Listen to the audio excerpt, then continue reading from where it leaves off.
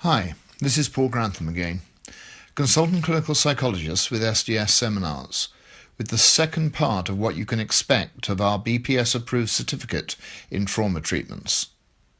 For those of you who missed the video previously that looked at Module 1, Trauma, Psychopathology and Treatment, and Module 2, CBT for working with post-traumatic stress disorder, I'll give you the details of where you can catch it at the end of this video.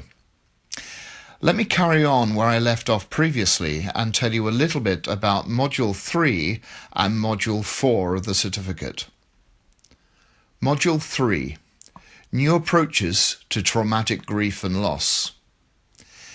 This two-day module covers a number of areas and skill issues.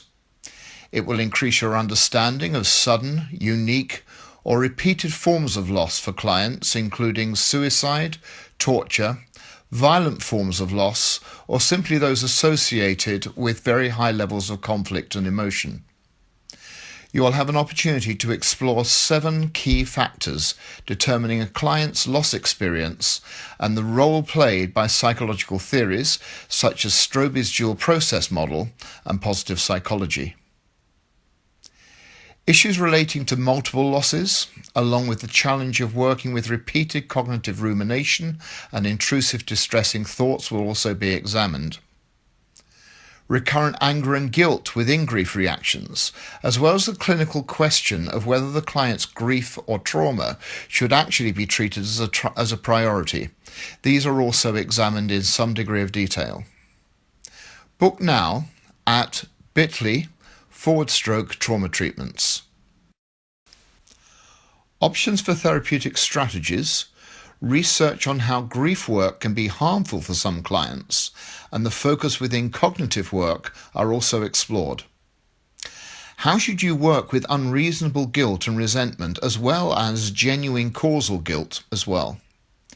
Solution-focused techniques for working with grief reactions and helping clients to reintegrate their view of themselves and their loss form part of this intensely practical two-day module. Book now at bit.ly/trauma treatments. Module 4, Resilience, Prevention and Recovery from Traumatic Damage. Your final module in the BPS-approved certificate in trauma treatments examines how to use and build on client strengths, both as protective measures and as also part of treatment strategies. The key roles of diet, exercise, and sleep are explored, along with how to motivate your client to develop them. How to prevent blaming and inflexible thinking styles, and how to help your clients change these are also examined in some degree of detail. Help your client develop positive emotions and beliefs towards past traumas, such as benefit finding, humor, and optimism. These have been found to have positive psychological and physiological protective effects. Book now at bit.ly/trauma treatments. You'll explore the role of group support and cohesion and how it can be used with both children and adults in recovery from trauma.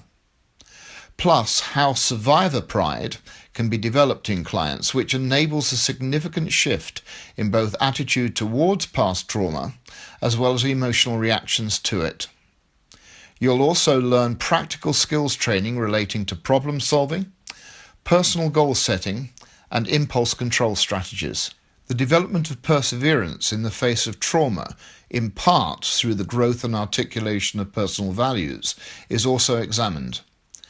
Programs designed to develop resilience, such as Hart's Noble Truths program, Fantuzzo's Resilient Peer Mentoring Scheme, and the Penn Resiliency program are also examined amongst others. As a result, you'll take away the best of existing practice and incorporate it into your work. Book now at bit.ly/trauma treatments. Finally, for those of you that missed part 1 of this video, you can see it at bit.ly/trauma treatments part 1. Take care, and thank you very much for your time.